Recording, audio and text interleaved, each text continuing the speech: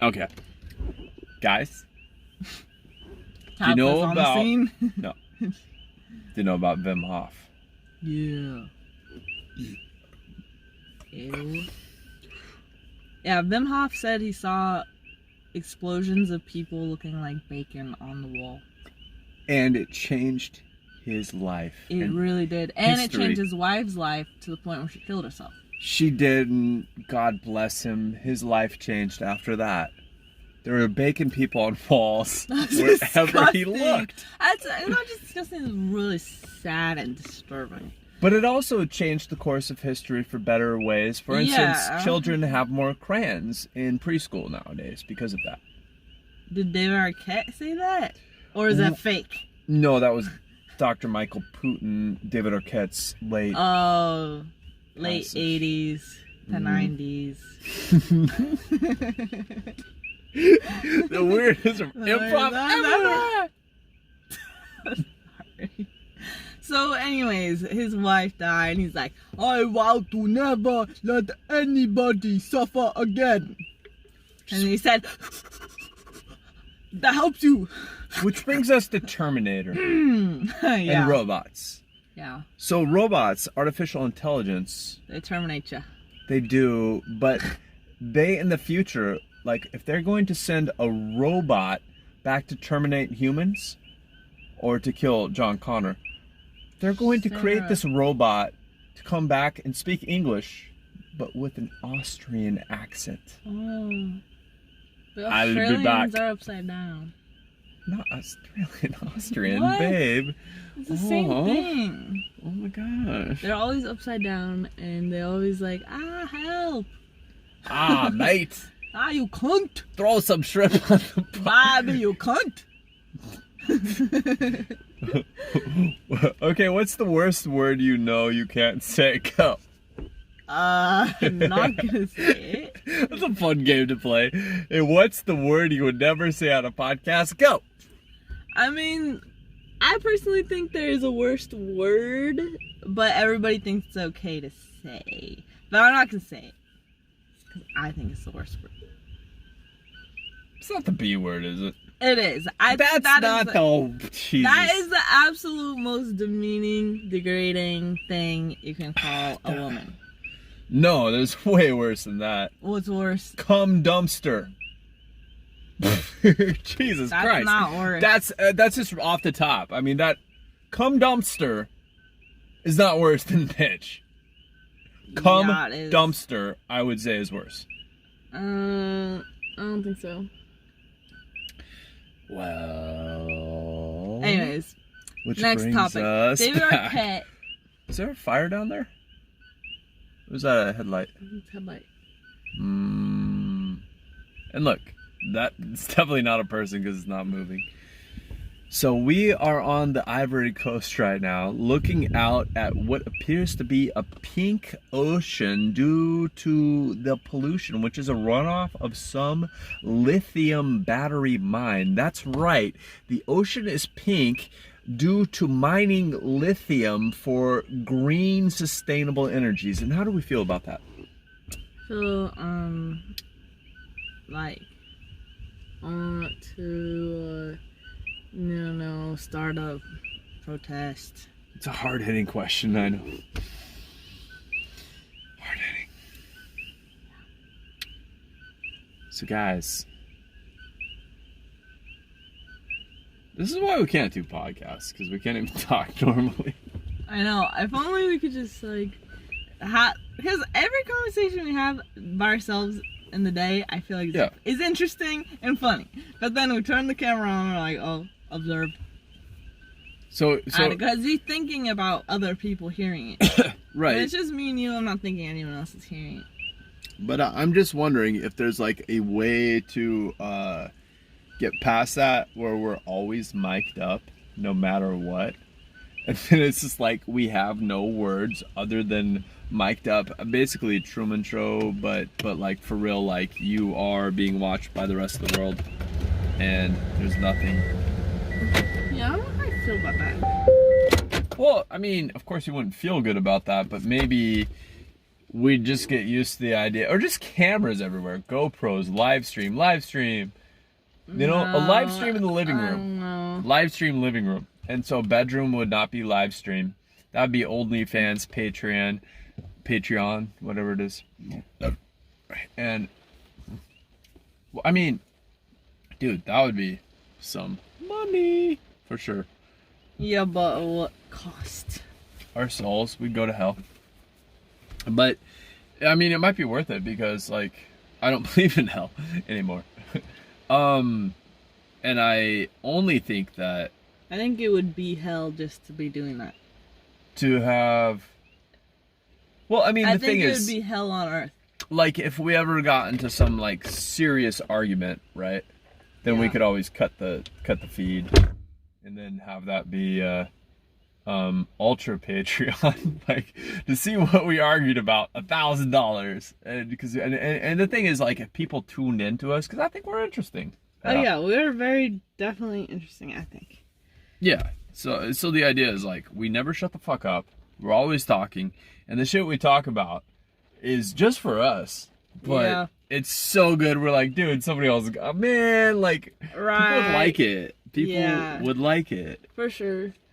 And, you know, I know a few people find me funny, and I guess a few people maybe find you funny. I think you're funny, but yeah, I know people think I'm funny. Like, I've done comedy, thought it was funny. I had a Twitch before, and people were like, yo, follow her, she's actually so funny. Oh, and by the way, that is my number one. I hate that, is when guys are like, oh, you're actually funny. Like, all surprised. I'm like, shut up. Like, I hate you. I've had that said to me so many times by guys. Oh, you're actually funny. Like, I'm like, what? You know what's weird? Like, I was talking to my mom the other day, and I was just like, Mom, you don't even know. Like, I cut out every single girl from my life. And you know what is weird? Is, like, it's not only better, and I don't miss them, but Jay is my everything. And Mom, this is the thing. I don't think I've ever dated a girl that was, like, actually funny. like a lot of girls, you know, they could crack each other and stuff, but it's like, but you're yeah, so yeah. How important is that? How valuable is that? Dude. Invaluable. Isn't that weird that invaluable means like invaluable, like you can't even put a number on it. Priceless. It's invaluable. However, I'm insensitive. Totally different. Right? It's like, wait. Yeah. English. Yeah, it's funny because, like, okay, back to me. Yeah. Like, it was all about you. But no, whatever. I don't care. I'll talk about myself like this. But no, like, I've known, like, that was really funny, and like sometimes, like, dating people, I'm like, it's kind of rare to find a funny person, attractive, funny person. So, like, usually if I date an attractive person, I'm not that funny, or if they're funny, then they don't have everything else. Meaning a like, dick or fuckability. Am I correct? What? Anyway, so that's like kind of like a raunch statement that's not really has to do with what I'm saying right now. But so, like, I'll just make a random example of, like, some other person I've dated. Like, we'll say, like, David Arquette. And, you know, I'm like, I'm the funny one, and so, like, I'm always making them laugh, and, like, you know, having somebody who laughs at you is fine, whatever. But then, like, you know, having someone who's actually funny, that's, like, a whole other level. And, like, sometimes, like, when I'm with you, sometimes I'll, like, forget, because I'm so used to just being the funny one, and the other person just laughs, whatever. And then, like, you say something funny, and I'm like, oh yeah, like, you're funny too. And, like, it just feels nice. That's all. Which brings us back to us being the same soul. Yeah. Do you guys know that there are soulmates, meaning that you can be paired with a person that is your soulmate? For a long time, I thought that's what you were.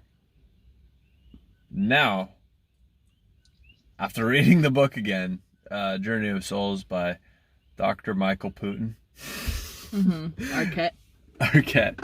I'm like, oh, one soul can choose to split into two bodies. And I mean, the timeline goes off, but I don't know about timelines because I don't know about time in general because time's weird. Time's weird. I mean, if it's Weird really times. Explain to them about time and the theory of relativity. Go. Nah. Yeah, so gravity apparently causes time. Speed of light, there is no time. I don't Black understand hole. how gravity would cause time. That doesn't make any sense. Yeah, it turns out it's called the theory of relativity. Space-time continuum. I don't know. It's a weird idea and way above my pay grade. My pay grade, by the way, guys. Wait until you hear about my pay grade. I am great. And I'm paid for my greatness. Yeah. Literally, though, I actually feel like I am being paid not to die. Like they're like, oh my gosh, you're paralyzed. You need catheters, you need this, you need that, you need all these things to stay alive. Whoa. And you obviously need a little bit of money to stay alive. We are paying you not to die. I'm like, that's a little weird. Okay, that's literally why I'm being paid. We're going to pay you so you don't die. Other than that, bro, if you stay alive, we'll just pay for you to not die. That's basically the contract I have with the greatest country on earth. Hands down, the United States of America. Yeah. Best country on earth. Me and I'd say so. I'd say like the landscape, amazing. Yeah. I think like even just the landscape alone makes it the best place on earth. Like it's like Alaska Really? and Hawaii, Montana, California, Washington, Lord, every single kind of biome except for tundra. Maybe that's in Alaska. Yeah, Alaska's pretty shit. Tundra, I don't know, but like it has everything: great mountains, great rivers, great deserts, great oceans. Like we took over Hawaii, redwood so forests. Hawaii. Yeah, well, we took over the whole thing, so jungle. Whatever. We live in the jungle, babe. Yeah. Living in the jungle. But yeah, everything. But have you been to? I mean, I kind of. I've been all over. You have not. I have. Tell me about Bangkok. And I've been to Tell me Bangkok, about but Beijing. I've been to New Zealand. I've been to Australia. Oh, yeah, I've been to Germany. I've been to Austria. I've been to Switzerland. I've been to Hungary. I've been to Mexico, Costa Rica, Guatemala, Nicaragua. That's where I've been. Tell me about New Zealand. New Zealand, beautiful place. Green, big. But see, I went in the winter. Big? Yeah. That's all you give to Green, big. Hey, New Zealand, green, you big. Yeah. Beautiful. Dude, that's when they filmed like fucking Lord of the Rings, dude. Yeah, so I didn't get to see that part because long story, but basically, so I went on a bike tour. I was not ready for it, but we biked across Europe. I quit in Hungary. We're gonna go from one sea to the other sea, and started in France. Biked through some countries, and then in Hungary, I was like, I'm gonna die. I need to quit. It was like 3 months in, biking like 50 to 80 miles a day. But so you'd group off into little groups. There was like about 12 through 20 people fluctuating. And some people would leave the trip, some people would come join on the trip.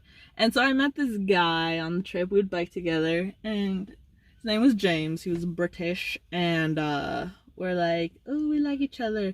Let's go to Australia together and work and live. And so, when I left the bike tour, I went home, and he stayed in Europe, and then we're gonna meet in Australia.